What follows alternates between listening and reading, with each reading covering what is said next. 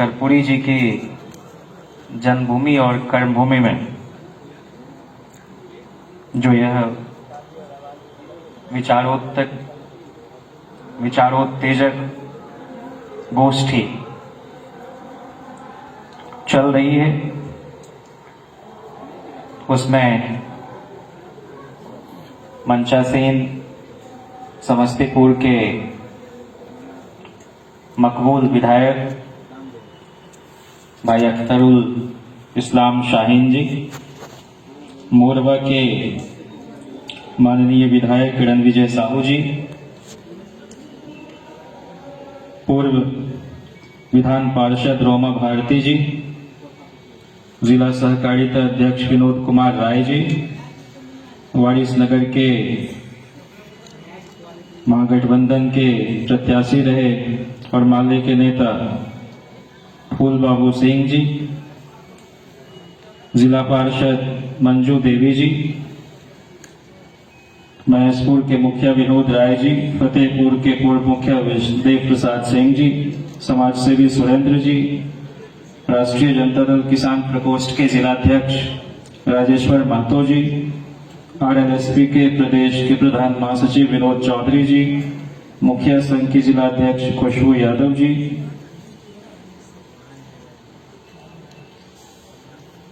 और यहाँ मौजूद जगदेव को चाहने वाला सहृदय समाज, नौजवान दोस्तों, माताओं, बुजुर्गों, बहनों,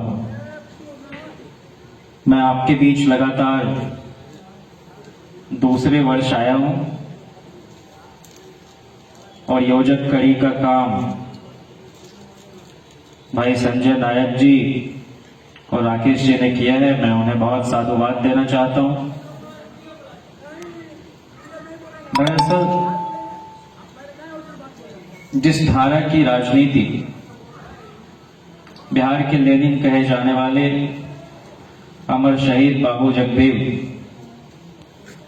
जिस वक्त कर रहे थे, उस वक्त शायद समाज उनकी गूढ़ और गंभीर वैचारिक चिंतन धारा के साथ चलने के लिए तैयार नहीं था। लेकिन चूंकि वो समाज में बदलाव राजनीति के जरिए करना चाहते थे, इसलिए नित्य नए नए प्रयोग भी करते थे।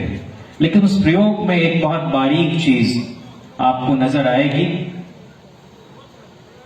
कि एक बहुत स्पष्टता थी उनके मत में, उनके सोचने में, उनके कर्म में, उनकी वाणी में, उनके आचरण में, और वो यह कि महज सियासी नफे नुकसान को ध्यान में रखकर वो इलेक्टोरल पॉलिटिक्स के लिए अपनी स्ट्रेटजी नहीं बनाते थे।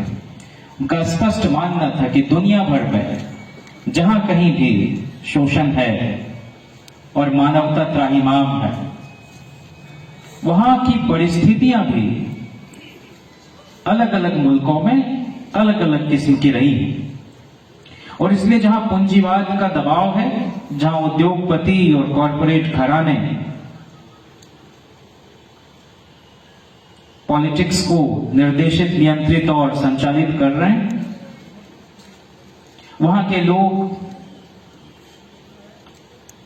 सर्वहारा वर्ग एक वर्गीय चेतना बनाकर उन ताकतों के खिलाफ संघर्ष कर रहे हैं।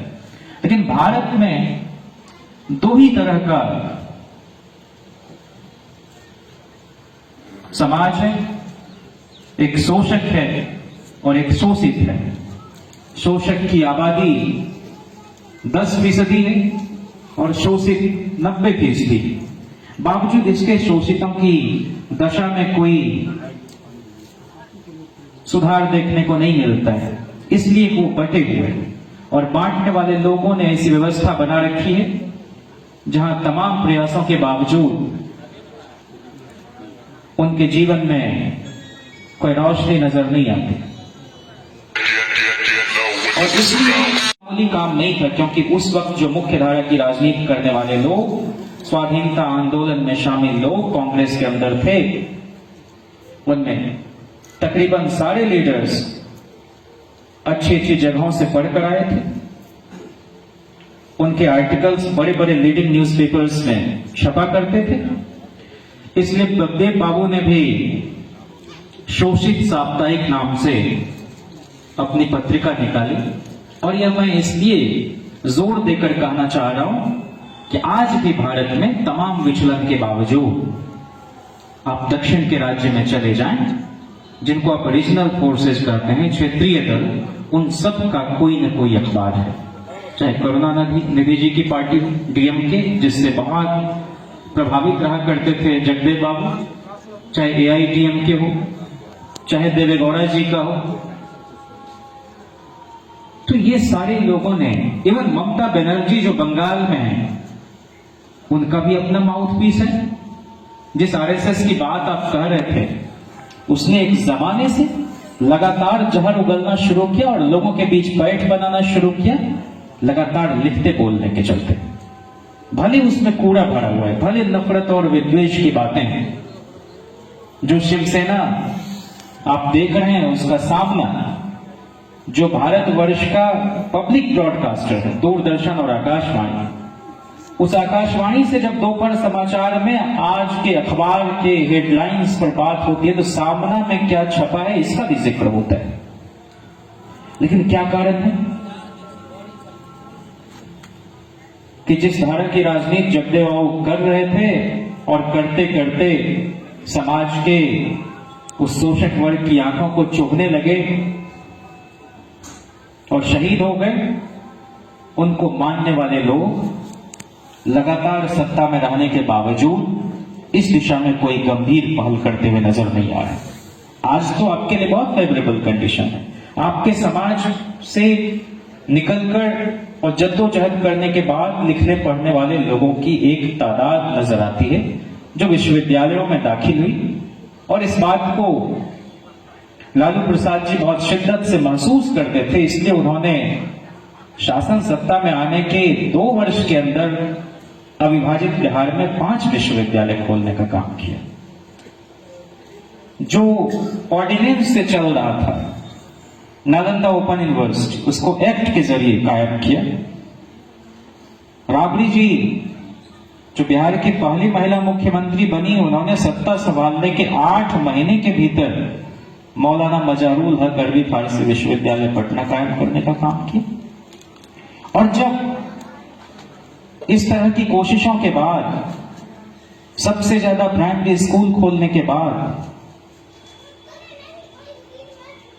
उस तबके के बच्चे यूनिवर्सिटी पहुंचने लगे, तो क्या कारण है कि यूनिवर्सिटी में पढ़ने वाले लोगों के बीच और सोसाइटी में काम करने वालों के बीच एक बहुत बड़ा डिस्कनेक्ट हो गया। ना उनकी बातें आप तक पहुंच पाती, ना आप उन तक जाने की कोई इच्छा जाहिर करते। क्या लोहिया से किसी ने कम लड़ा भी रहा है इस देश में? क्या अंबेडकर, नेहरू और गांधी से भी ज्यादा महत्वपूर्ण काम आज के राजनीतिज्ञ कर रहे हैं? लेकिन ये सब लोग लिखते पढ़ते थे और लिखने पढ़ने वालों को कोई डिस्करेज नहीं करते थे। बहुत लोगों की जबान से हमने यह सुना कि पढ़े लिखे लोगों से पॉलिटिशियन को सावधान रहना चाहिए, क्योंकि उनको आप अपने इर्द गिर्द सटाओगे तो पता नहीं पार्टी पर कब्जा कर लेगा। मतलब आप इतने डरे हुए, समाज के बीच आपकी जड़ें इतनी कमजोर हैं कि आपको उनमें तिकड़म नजर आता है। और अगर उनमें तिकड़मी लोग हैं भी, तो आपको उनसे डरने की क्या जरूरत है? आपकी बातों में, आपके संघर्ष में वो ताकत हो कि समाज आपको सुने, समाज आपको चाहे। क्योंकि बहुत कम लोग हैं यहां और सब एक ही तरह की विचारधारा के लोग हैं, इसलिए मैं मोटा मोटी कुछ बातें कह देना चाहता हूं। आजाद हुआ भारत 1947 में। डॉक्टर अंबेडकर ने एक बहुत प्रोग्रेसिव आईन का निर्माण किया और आजादी के बाद कांग्रेस ने जितने वर्षों तक इस देश में हुकूमत की, उनके प्रधानमंत्रियों की फहरिस्त पर जब आप एक नजर डालेंगे तो आप पाएंगे कि उनके 6 प्राइम मिनिस्टर हुए। जवाहरलाल नेहरू, इंदिरा गांधी, उनसे पहले लाल बहादुर शास्त्री जी, राजीव गांधी, पीवी नरसिम्हा राव और मनमोहन सिंह। और इन 6 प्रधानमंत्रियों ने मिलकर लगभग 54 वर्षों तक इस देश में हुकूमत की। और जिस धारा की राजनीति चौधरी चरण सिंह जी, डॉक्टर लोहिया, कर्पूरी ठाकुर जी, बाबू जगदेव, ताऊ देवीलाल, रामनरेश यादव जी, ये सब लोग कर रहे थे, उन समाजवादी धड़े और समाजवादी दल के लोगों से की ओर से भी 6 प्राइम मिनिस्टर इस देश में बने। मोरारजी देसाई, चौधरी चरण सिंह, विश्वनाथ प्रताप सिंह, श्री चंद्रशेखर, एच.डी. देवेगौड़ा, इंद्र कुमार गुजराल। और आपको हैरत होगी कि इन 6 प्राइम मिनिस्टर ने कुल मिलाकर इस देश में 6 वर्ष शासन किया। कांग्रेस के 6 प्रधानमंत्री ने 54 साल और आपके 6 प्रधानमंत्री की सरकार बमुश्किल 6 साल चली। और जब जब बनी, एक प्रधानमंत्री नहीं रहे, 2 प्रधानमंत्री आपको बनाने पड़े। मतलब इतने बिखरे हुए लोग हैं, इतने फिजाई लीगों के हम लोग हैं, हम किसी को नेता मानने के लिए तैयार नहीं होते। और जगदेव बाबू ने एक जगह कहा और लिखा कि डॉक्टर लोहिया के सबसे करीबी लोगों में से अगर कोई थे तो वो मधु नेमिये थे। लेकिन मधु नेमिये जी को भी कोई दर्द नहीं हुआ पार्टी को तोड़ने में। और मुझे इस बात की आशंका है कि एक और टूट सोशलिस्ट पार्टी में होगी और वो टूट राजनारायण जी की तरफ से होगी। और वो कह रहे थे कि हम जो अपनी पार्टी बनाए हैं इसमें 90% शोषितों को हम नेतृत्व में रखेंगे। हम यह नहीं कह रहे हैं कि अगली जाति के लोगों से हमें कोई परहेज है या कोई बैर है, लेकिन उनका ट्रैक रिकॉर्ड है कि जहां जहां जाते हैं वहां तोड़ फोड़ मचा देते। तो हम एहतियात के लिए एक बार स्थापित हो जाना चाहते हैं। और मैं गारंटी के साथ कहता हूं कि हमारी सरकार बनेगी या हमारा अखिल भारतीय चरित्र का दल होगा तो हम बाकायदा जो उनकी आबादी है 10% नुमाइंदगी उनकी सुनिश्चित करेंगे। वो चूंकि मानवतावादी थी, चूंकि नेशनल जस्टिस में यकीन था उनका, तो इसलिए टेक्सास यूनिवर्सिटी के एक इकोनॉमिक्स के प्रोफेसर ने उनका इंटरव्यू किया और एक हाइपोथेटिकल सवाल उनसे किया कि अगर आपको भारत का प्रधानमंत्री बना दिया जाए तो सामाजिक आर्थिक परिवर्तन के लिए आप किस तरह की नीतियों के क्रियान्वयन को प्राथमिकता में रखेंगे। और उन्होंने बिना किसी रिलक्टेंस और हेजिटेशन के कहा कि अगर मैं हिंदुस्तान का प्रधानमंत्री बनता हूं तो मेरी पहली प्राथमिकता होगी कि सरकारी, गैर सरकारी और अर्ध सरकारी नौकरियों में 90% शोषितों को नौकरी देने का प्रावधान करूं और शासन सत्ता में, न्याय व्यवस्था में जो अरसे से लोग कुंडली मारकर बैठे हुए हैं उसका चरित्र भी समावेशी बना सकूं। तो उन्होंने कहा कि लेकिन ऐसा तो बिना संविधान में संशोधन के मुमकिन नहीं है। उन्होंने कहा कि जब मैं प्रधानमंत्री बनूंगा तो पूर्ण बहुमत की सरकार का प्रधानमंत्री बनूंगा और संविधान कोई अमृत पीकर नहीं आया है, उसमें भी उपचार की व्यवस्था अमेंडमेंट की हम अमेंड करेंगे वहां। लेकिन आज मुझे बहुत अफसोस होता है इस समन्वय की राजनीति का बोलबाला है और जगदेव बाबू स्पष्ट थे कि समन्वय की राजनीति से शोषकों को फायदा होता है और संघर्ष की राजनीति से शोषितों का। संघर्ष हो नहीं रहा। जो संघर्ष थोड़े बहुत दिख रहे हैं आपको वो नाकाफी। गेल ऑम्वेट एक बहुत बड़ी प्रोफेसर, बहुत बड़ी विचारक और लेखक हुई, विश्लेषण करती थी चीजों को। उन्होंने कहा कि मंडल आंदोलन के बाद भारतवर्ष में कोई बड़ा आंदोलन खड़ा नहीं हुआ और ये सच है। और वो आंदोलन इसलिए थोड़ा बहुत सफल हो सका कि हम कांग्रेस के बाद दूसरे सबसे बड़े दल थे और हमारी सरकार बिहार में, उत्तर प्रदेश में, हरियाणा में, उड़ीसा में, कर्नाटक में, गुजरात में, इतने सूबों में जनता दल की सरकारें हुआ करती थी। हम लगातार सिकुड़ते चले गए, लगातार सिमटते चले गए। हमारी नजर लखनऊ और पटना के बाहर कभी गई नहीं। दिल्ली हमारे हाथ में आती भी थी तो फिसल जाती थी। इसलिए आज इस जयंती के अवसर पर हम एक बात न भूलें कि जो कोई भी क्षणिक स्वार्थ के लिए समाज के हित का बलिदान करता है या उसके साथ शरारत करता है, इतिहास उसको माफ नहीं करेगा। शाहीन भाई ने बहुत बुनियादी बात कही कि जो ताकतें जगदेव बाबू के साथ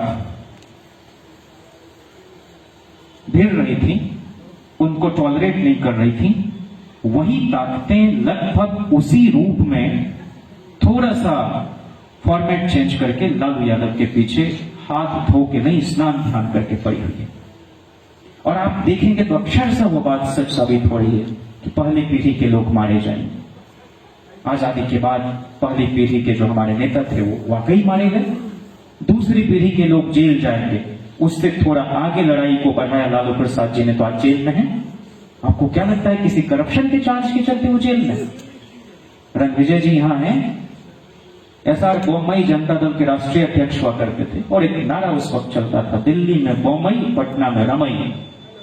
जिस 9 कैबिनेट मंत्री के सहारे लालू जी की सरकार चल रही थी, इंक्लूडिंग चीफ मिनिस्टर, उसमें एक मंत्री रमई राम जी भी थे।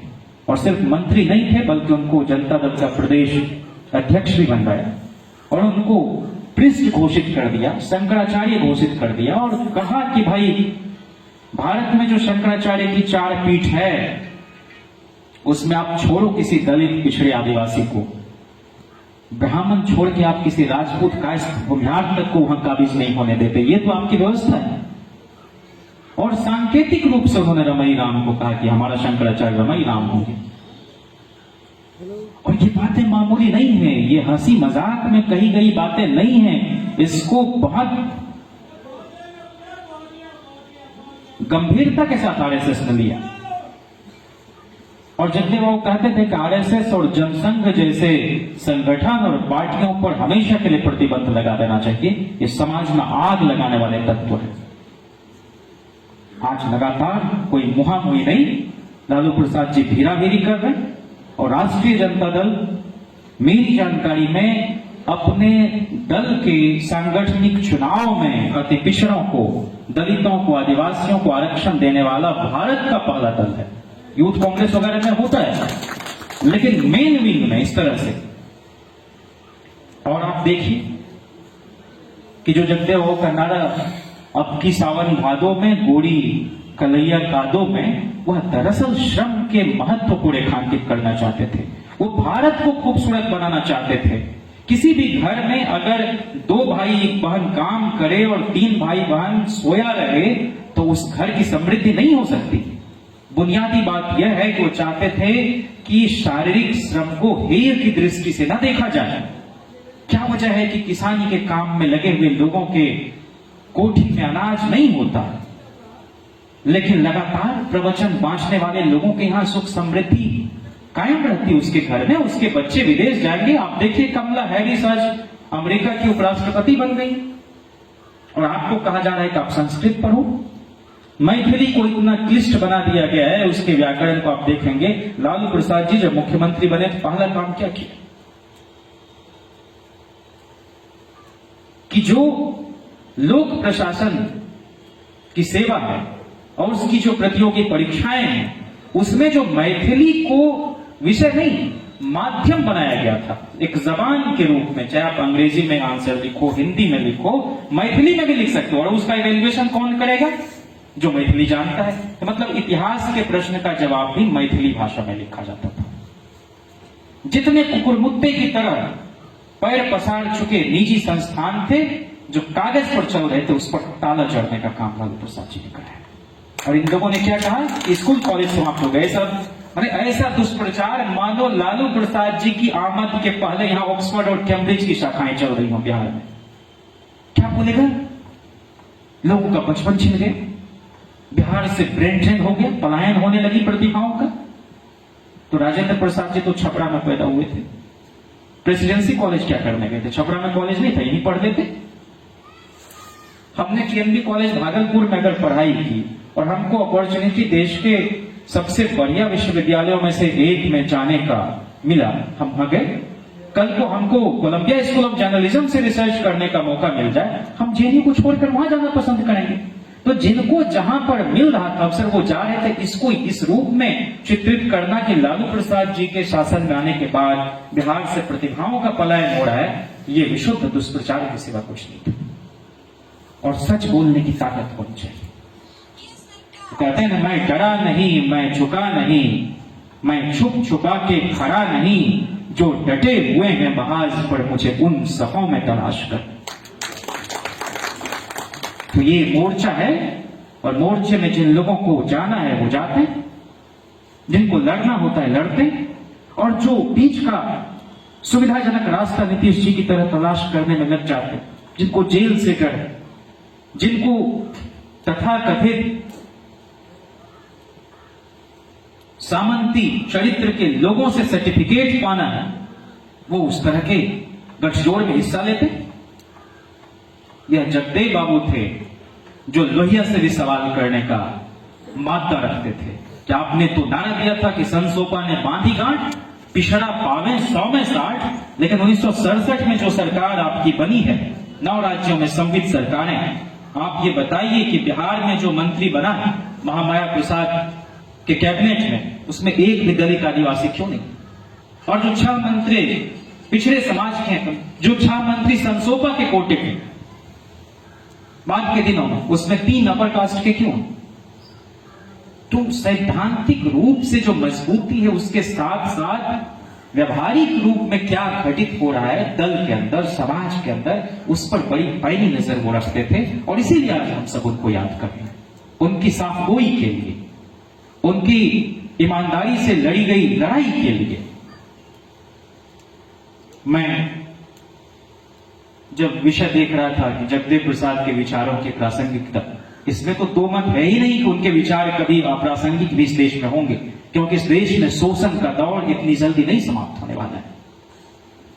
बिहार के गवर्नर रहे, एएमयू में वाइस चांसलर रहे, जामिया में उपकुलपति रहे, इस देश के उपराष्ट्रपति हुए, इस देश के राष्ट्रपति रहे डॉक्टर जाकिर हुसैन साहब, बड़े शिक्षाविद। सलमान खुर्शीद साहब के नाना जी, जिस खुर्शीद साहब के पिताजी भी विदेश मंत्री थे, ये खुद भी विदेश मंत्री और कानून मंत्री इस देश के। जाकिर हुसैन साहब 1930 के दशक में काशी विद्यापीठ गए थे और एक दीक्षांत समारोह में बोल रहे थे, और उन्होंने जो कुछ कहा उसके 2 वाक्य में आपके सामने दोहराऊं कि जरूरत है काम की, सच्चे और खामोश काम की। हमारा भविष्य किसान की टूटी झोपड़ियों, कारीगर की धुएं से काली छत और देहाती मदरसा और पाठशालाओं में बन सकता है और बिगड़ भी सकता है। यहां से निकलकर आप जिस समाज में जा रहे हैं, वह देश गरीबों का देश है, वह जहालत का देश है, वह परेशानी का देश है, वह खुदगर्जी का देश है, वह बेकारों का देश है। क्या करिए कि बहुत कमबख्त देश है, लेकिन हमारा और आपका देश है, उसके निर्माण की भूमिका आपको दिखानी है। और इस दुनिया में अगर कोई सबसे ज्यादा थैंकलेस समाज है तो वो ओबीसी समाज है। आप इसके लिए कितना भी कुछ कर दीजिए, यह पलट कर आपको गाली देगा, एहसान फरामोशी से भी बाज नहीं आएगा। लेकिन हमको कोसना नहीं है इस समाज को, क्योंकि अगर चेतना संपन्न होती हमारी यह कौम तो ऐसा क्यों करती? उसी चेतना के प्रसार में हम सबको लगना है। कुछ पे बैक टू सोसाइटी, इस समाज का हम पर बहुत ऋण है, बहुत कर्ज है, और उसको वापस करना है। राष्ट्रीय जनता दल ने बहुत मुखरता के साथ जब इस देश में कानून में संशोधन करके, बल्कि संविधान में संशोधन करके, असंवैधानिक तरीके से आर्थिक आधार को मानते हो, बिना किसी सर्वे के, बिना किसी रिपोर्ट के, 8 लखिया दरिद्र विप्रों को आरक्षण दे दिया, जो 32 दांत के साथ आरक्षण मिला, जिसको कहीं कोई चुनौती नहीं झेलनी पड़ी। राष्ट्रीय जनता दल ने उसका सैद्धांतिक रूप से, व्यवहारिक रूप से विरोध किया था, और बगैर वोट की परवाह किए विरोध किया था। हम जानते हैं कि 90% इस देश में मजलूमों की आबादी है, बावजूद इसके हमारी सरकार नहीं बन पाती। सूबे में जो एक बार सरकार गई थी, हम दोबारा वापस नहीं आ पा रहे। केंद्र में जो यूनाइटेड फ्रंट की सरकार, नेशनल फ्रंट की सरकार होती थी, अब लगता है कि सपने जैसा निकट भविष्य में। वह क्यों? क्योंकि ओपिनियन मेकिंग का काम जो लोग कर रहे हैं वो उसी 10% आबादी के लोग थे। योगेंद्र यादव, जितेंद्र कुमार और अनिल चमरिया ने एक 2018 में न्यूज रूम डाइवर्सिटी सर्वे किया था और उसमें पाया कि कोई दलित एडिटर है ही नहीं लीडिंग न्यूज़पेपर्स। 300 कुछ वर्किंग जर्नलिस्ट के बीच के ऊपर वह सर्वे था। और आप हैरान रह जाएंगे, 4% बमुश्किल मुसलमान, 4% के आसपास ईसाई, दलित नदारद, आदिवासी नदारद, पिछड़ों की कहीं कहीं, लेकिन उसमें भी डिसीजन मेकिंग बॉडी में उनका कोई, उनकी नुमाइंदगी नहीं। ये सब वजह है कि हमारे अच्छे कामों का भी प्रचार प्रसार नहीं हो पाता है। जगदेव बाबू ने बहुत काम किए। उन्होंने भाषा के ऊपर भी अपनी राय जाहिर की कि उर्दू को एक मजहबी जबान के रूप में जो परोसने का काम इस मुल्क में हो रहा है वह दरअसल सांप्रदायिक सोच का एक नतीजा है। पंजाब में पंजाबी के साथ साथ सबसे ज्यादा मकबूलियत के साथ कोई सीरी जबान बोली जाती है, मीठी जबान, तो वो उर्दू है। लोग को गुरमुखी में भी लिखने आता है, उर्दू में भी लिखने आता है। और मनमोहन सिंह जी जिस अविभाजित भारत के पंजाब प्रांत में पैदा हुए, वो तो हिंदी में भी कुछ बोलना होता है तो उसको आपको उर्दू जिस तरह से लिखा जाता है उस तरह से वो लिखते हैं। लेकिन हमने उर्दू को मुसलमानों की भाषा बना दिया। तो जगदेव बाबू ने कहा था उस जमाने में, शोषित समाज दल के जमाने में, इसको बिहार की दूसरी राजकीय भाषा का दर्जा दिया जाए।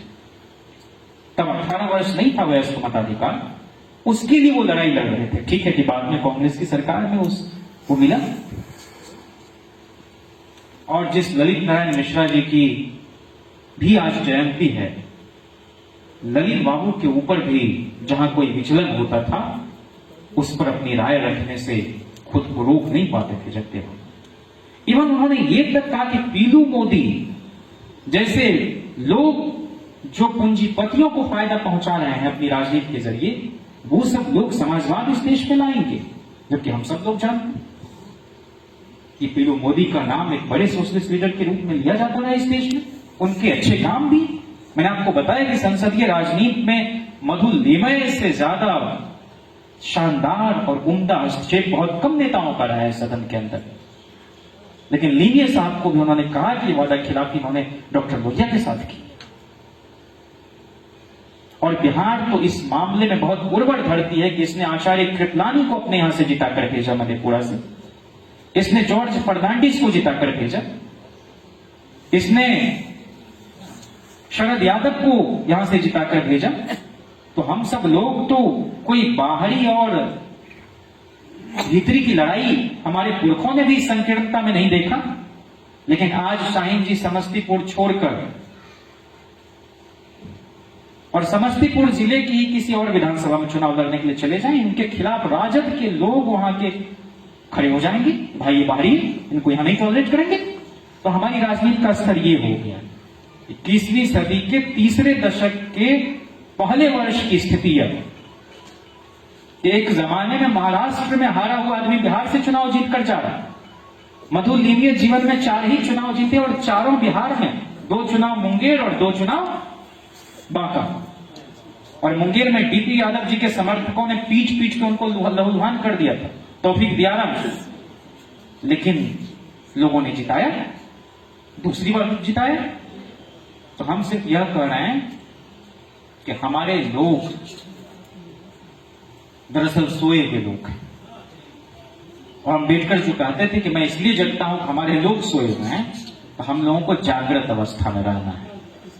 इस तरह के छोटे छोटे जो कार्यक्रम हैं, छोटी छोटी गोष्ठी जो है, उसका हासिल यही है कि एक आदमी 10 आदमी तक बातें पहुंचाएगा। आपकी सरकार बनते बनते रह गई इसलिए कि ब्यूरोक्रेसी में आपके लोग नहीं थे। आप देखिए कि इनवैलिड वोट कौन से हो रहे हैं। जो मतदान कर्मी है उनके वोट, मतलब जो मतदान कैसे किया जाए प्रशिक्षण लेकर जाता है पोलिंग बूथ पर, कोई प्रिजाइडिंग ऑफिसर है, कोई पोलिंग करा रहा है, तो उसके वोट इनवैलिड हो रहे। जिसकी गिनती पहले हो जानी चाहिए उसको होल्ड पर रखा हुआ है। माने एक गोरे लाल यादव को छोड़कर, लालू जी कहते हैं राजीव शुक्ला को, जो बाद में संसदीय कार्य मंत्री इस देश के हुए, उस वक्त पत्रकार थे, कि एक गोरे लाल यादव को छोड़कर बिहार में कोई दूसरा सांवर लाल यादव नहीं बनेगा, आपको नहीं मिलेगा। लेकिन क्या कहा गया, एडमिनिस्ट्रेशन का यादवाइजेशन कर दिया लालू यादव।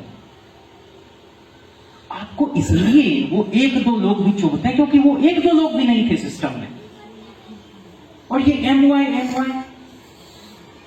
जब सरकार आपकी गिरी थी, हमने एक खुला खत लिखा था नीतीश जी के नाम, और लालू जी बहुत प्रसन्न हुए उसको पढ़कर।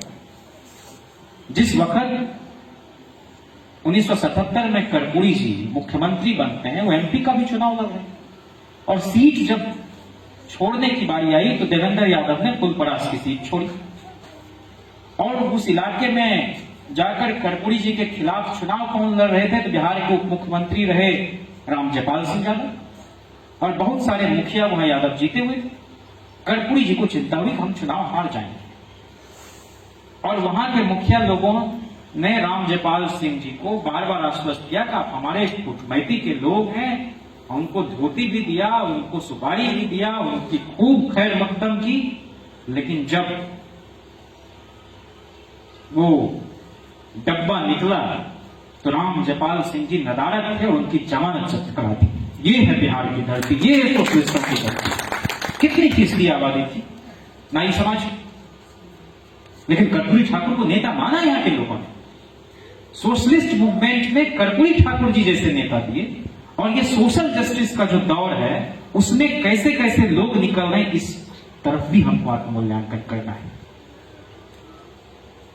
और आंतरिक लोकतंत्र दल के अंदर आप चले जाइए जदयू में, आप एक बात नहीं बोल सकते नीतीश जी के खिलाफ, लेकिन हम समझते हैं कि वो सोशलिस्ट धड़े के लोग हैं। उनकी सरकार तो नॉर्थ ईस्ट में भी समता पार्टी के एक मुख्यमंत्री हुए थे।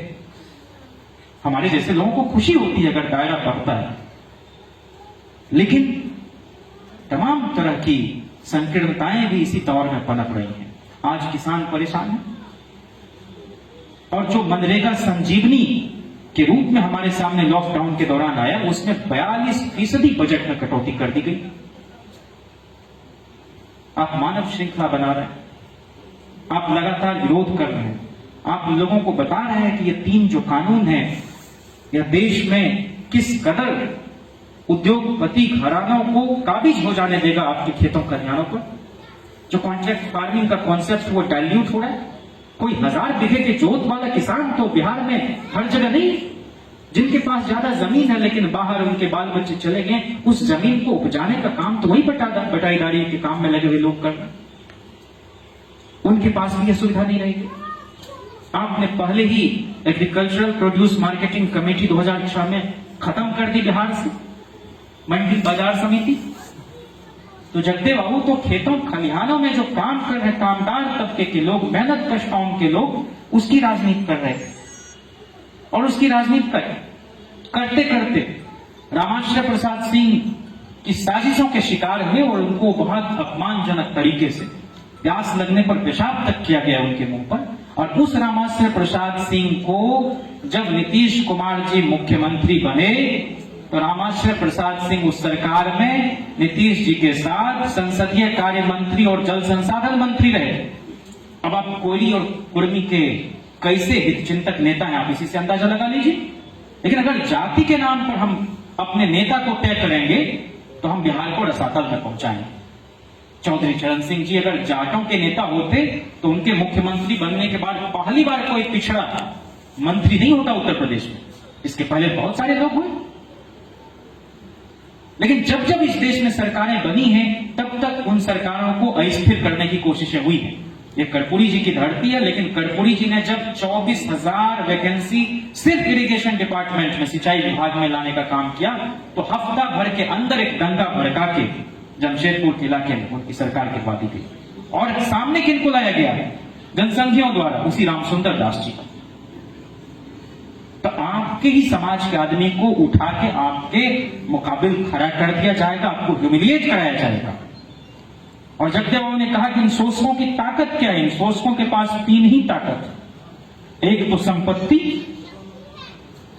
दूसरा प्रोपेगेंडा मशीनरी जिसमें नौकरशाही से लेकर जुडिशरी तक है, और तीसरा शोषित समाज के पिछलग्गू दलाल लोग जो अभी तक चमचागिरी और गुलाम युग के दौर से बाहर नहीं निकाल पाए हैं खुद को।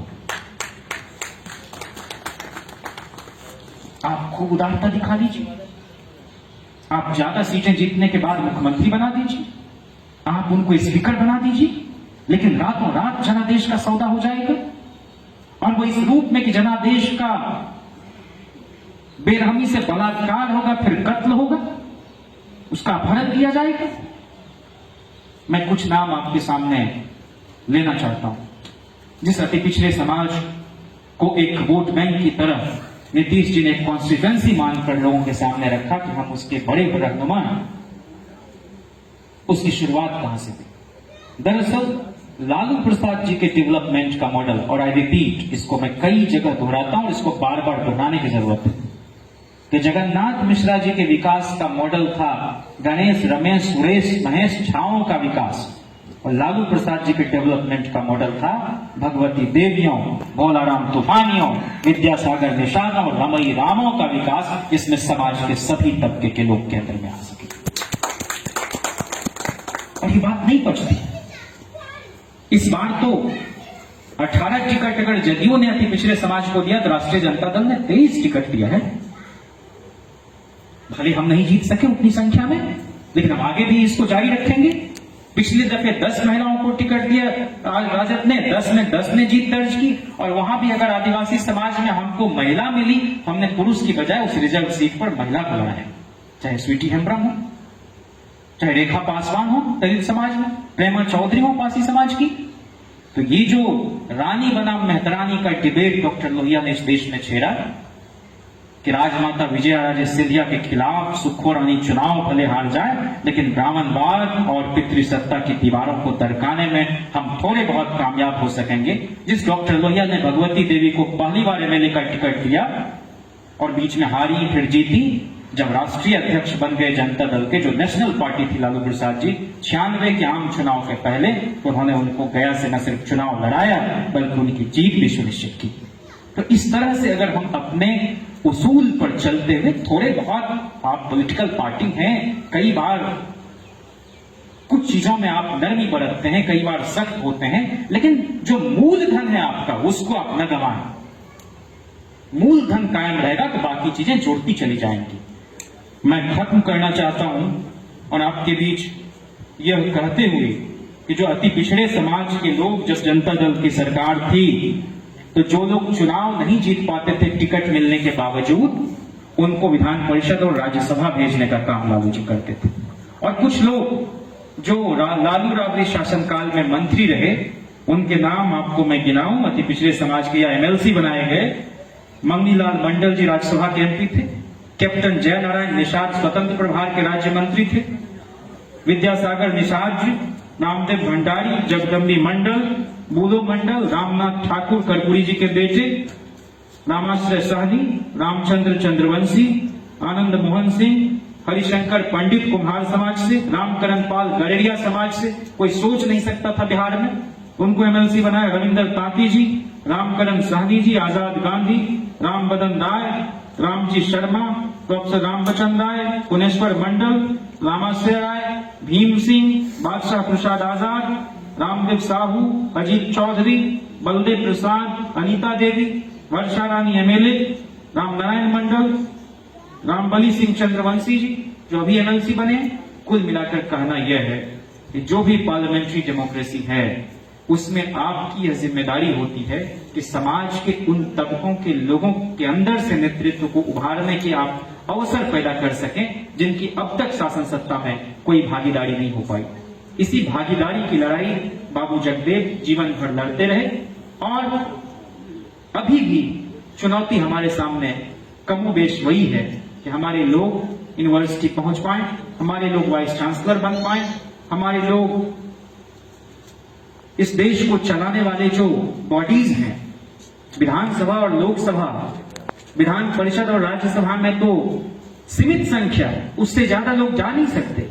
लेकिन इस मुल्क में हजारों समानांतर संस्थाएं हैं जहां आपके हमारे समाज के लोगों की कहीं कोई नुमाइंदगी नहीं है। उन जगहों पर हम लोग पहुंच पाए, यही जगदेव बाबू को सच्ची श्रद्धांजलि होगी। और इस तरह के आयोजन समस्तीपुर ही नहीं, इस बिहार के अलग अलग कोने में हो सके। आप तादाद को लेकर बहुत चिंतित ना हो, संख्या भले कम हो, लेकिन आप एक तरह से जगदेव बाबू के सेनानी हैं, जो लोकतंत्र में यकीन रखते हैं, जो समाजवादी मूल्यों में भरोसा रखते हैं, जो इस देश में एकता और समानता, बंधुत्व की भावना को आगे बढ़ाते हुए राष्ट्र निर्माण की परिकल्पना को मजबूत करना चाहते हैं। उनके लिए ये लोग कम नहीं हैं। आप हम सब लोग, साहू जी महाराज, डॉक्टर अंबेडकर, फूले, फातिमा, सावित्री, पेरियार, इस तरह के जो हमारे पुरखे हैं, उनके मानस पुत्र और मानस पुत्री हैं।